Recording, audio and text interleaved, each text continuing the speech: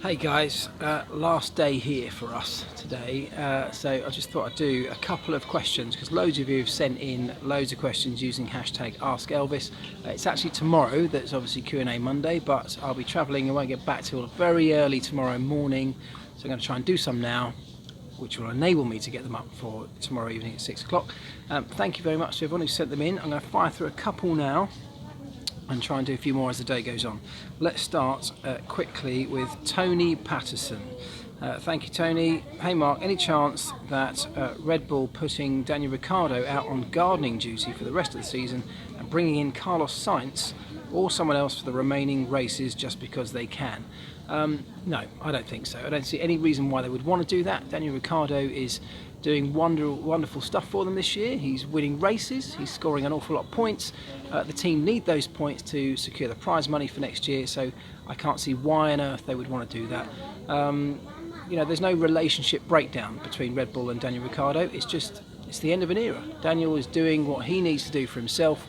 I don't think there's any major hard feelings between the pair, so no, can't see that happening. Scar2612 says, if there would be a Dutch Grand Prix, what circuit or place would you prefer? Well, I've only ever been to Zandvoort, which is a cool track, great location, but I know Assen is also a great circuit, so I can't really speak with experience of that one, but one of those two would make an excellent Dutch Grand Prix venue. Emil says, does Lewis Hamilton recognise you if you two meet in the paddock? No. Hasn't got a clue who I am. Silent Bob F1 says, what can be done about the inequality of prize money distribution, including Ferrari special payments, that will make for more teams competing and stop teams such as Manor disappearing and successful teams like Force India struggling to survive? Well, that's the big question right now. That is exactly what Liberty Media are trying to work out ahead of 2021, a more equal split of prize money, a much more level financial playing field. That's what everybody wants. Of course, the big teams, the manufacturers, they don't want to start slashing their budgets because it gives them a competitive advantage, but all the smaller teams absolutely want something like a budget cap or a more equal split of that prize fund. So Liberty have a difficult task on their hands to balance the requirements of both ends of the grid, both ends of the Formula One spectrum. Difficult, but this is what will let us all see exactly what Liberty are made of during these difficult negotiations. Richard Simpson, what tech do you use to record and edit your videos? Do you use external mics? Lots of people have been asking that, so I'm actually going to do a video, Electric Tuesday, we'll cover that at some point very soon. Sam Glover, when and why did you leave McLaren? Sam, you definitely need to read my book. I left in 2009 and it was largely for personal reasons, but we'd also just won the championship with Lewis Hamilton. I'd been there for almost 10 years, so it kind of felt like exactly the right time to go if I was ever going to leave.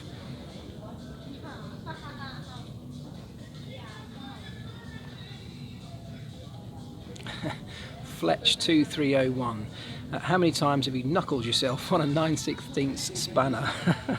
Yeah, hazard of the job, it happens. One of the things as a mechanic, particularly I guess less on a Formula One car than you might on a road car, I guess, is that you'll tend to be using the smaller end of the spanner range. So about 9/16 spanner are one of the larger ones. We tend to use very small spanners and sockets in Formula One because everything's so kind of small and petite because they want to save space and save weight. So we tend to use tiny little spanners and tools, and that means that you're not putting a huge amount of force through things like you might be if you're working on a truck, for example. So maybe the hazards of the job are slightly less in Formula One. Matthew Steer says, can you lend us your F1 pass? Worth a shot. Worth a shot, but no. Sadly, it is now time to go home. And here I am, back home. You can tell I'm back home. It's Monday evening now, and that noise that you can hear in the background is the church bells being rung. It's bell ringing practice every Monday night. I mean, they are so close. Look. That's the church. Well, you can't see it. It's right behind that big bush. great holiday in Ibiza, really loved it, had an amazing time, created some very special memories for our family, so exactly what we wanted it to be. It was brilliant fun. Oh, hello. It was also great to see these doggies again, because they were so happy to see us when we came back.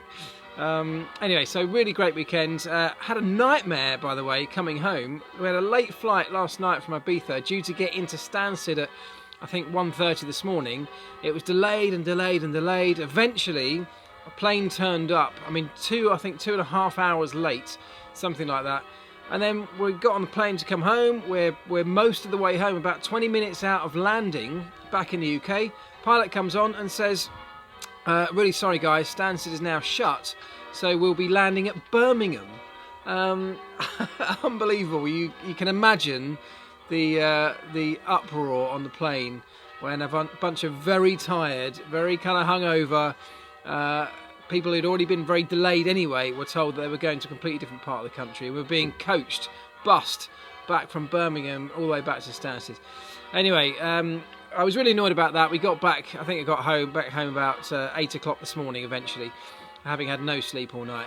But I was really annoyed to find when my good friend and hopefully somebody you know, Oliver Rowland, reserve driver or development driver at Williams, tweeted me this morning after seeing my tweet complaining to Easyjet about the delay and the diversion, telling me that he was on the original plane going out and that they'd already told them when they were delayed that the return leg, that is our flight, was going to Birmingham. So they told them that hours before they told us, which was just 15 minutes before we landed in Birmingham. I was livid, and there will be consequences. I will be following this up. Easyjet, if you're watching this, you have not heard the end of this.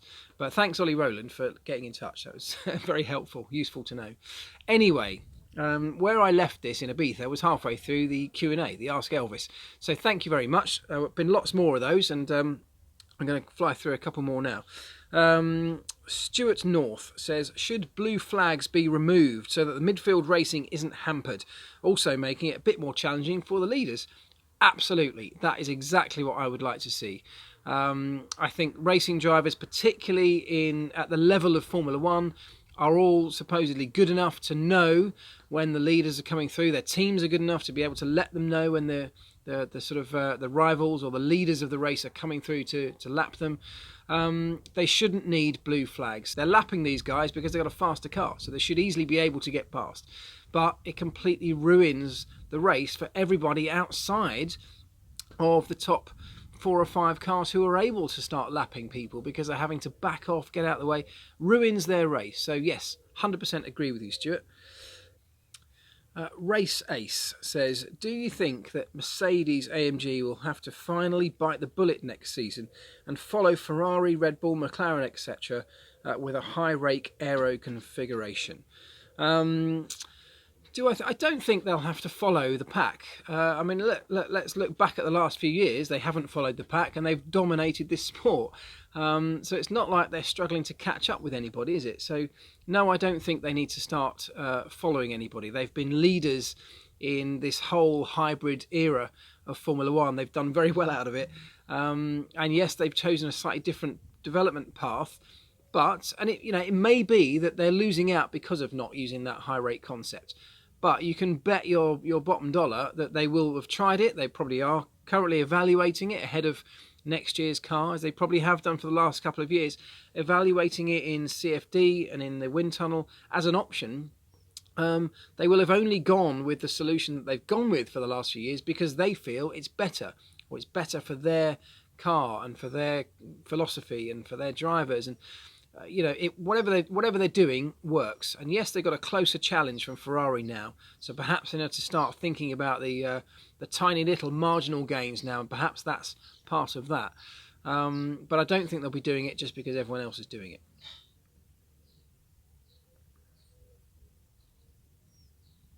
Phil McWilliam, do you think Stoffel Vandoorne will get a seat in F1 next year? And if so, does he deserve one? Really interesting question. I'm a big fan of Stoffel's. I thought as he made his kind of career progression through the junior formula to get towards Formula One, he showed what a talent he is. So on that basis, yes, he deserves his shot in F1. Here we go again. But on the other argument, the other hand of that, you could say, well, look, he's had his shot in F1. He's had it this year. And has he made the most of it? You know, sometimes in this sport, in any sport, but at the very top level, you work all of your life pursuing this dream, this goal, this target, which for him might be Formula One. And eventually you get your shot. And sometimes you only get one shot. You get one opportunity. And in that moment, you have to grab it with everything. You've got to give it everything. And you have to find a way to stand out and to shine and make the most of that opportunity. Has he done that? I don't know. He's had an awful lot of bad luck. He's in a car that's very difficult to drive. He's up against a teammate that's formidable in Fernando Alonso. So the odds were stacked against him. But my view on all that is that over the years, you find that the very best drivers, the guys who become multiple world champions, if you look back at them when they were much younger, getting their one shot, they found a way to stand out from the crowd. Max Verstappen's doing exactly that. Whether you like or loathe Max and like or loathe the way that he drives the Formula One car, people are talking about him, he's standing out from the crowd. That's the kind of thing I'm talking about, and that's the kind of thing I don't think Stoffel has done. To answer the question, will he have a seat in F1 next year? I don't know, and I think it's looking increasingly or decreasingly likely. There are still options, of course, but I think it's perhaps unlikely that Red Bull will take him into the Red Bull family, so that would wipe out the Toro Rosso seat should that become available. I kind of think more and more that seat at McLaren is not going to be available for him next year. And it's going to leave him with a difficult situation, which is a real shame for him because he is a fantastic talent. So fingers crossed that he gets another go. Sorry, that's a wasp. Fingers crossed he gets another shot. But if he doesn't get another shot, he'll be another one in a long list of drivers who got their one opportunity, and perhaps the cars didn't fall his way, perhaps he didn't make the most of it for whatever reason. Maybe this will be the end of the line, but who knows? I hope not. Sam Bowen, thank you very much, Sam. Sam says, following the trial of the 2019 front wings in Hungary, is there anything stopping Williams using it or a version of it this year, assuming it's beneficial? Well, if they made it fit with the 2018 regs in terms of dimensionally, there's nothing stopping them using it, assuming that it had been crash tested and everything else goes through all the normal checks. But you've got to remember that for 2019, we're actually looking to lower the level of downforce from the front wing, and we're looking to minimise that outwash potential that everybody uses to such good effect now. The reason we use that outwash front wing at the moment is because it actually does a very good job in taking all of that turbulent front wheel wake, the messy air coming off the front tyres, dragging that away from the car. That's why we do it. We don't do any of these things in Formula One for fun. So it's there for a reason. It's there because it works. And so for 2019, we're trying to minimise that to try and make sure that cars are able to follow each other more closely and potentially overtake. So actually, it's probably not beneficial to use a 2019 style front wing in 2018. So I hope that answers the question. They probably could if they really wanted to, but I don't think it would be beneficial over what they could potentially create for 2018 within the 2018 regs. Hope that makes sense.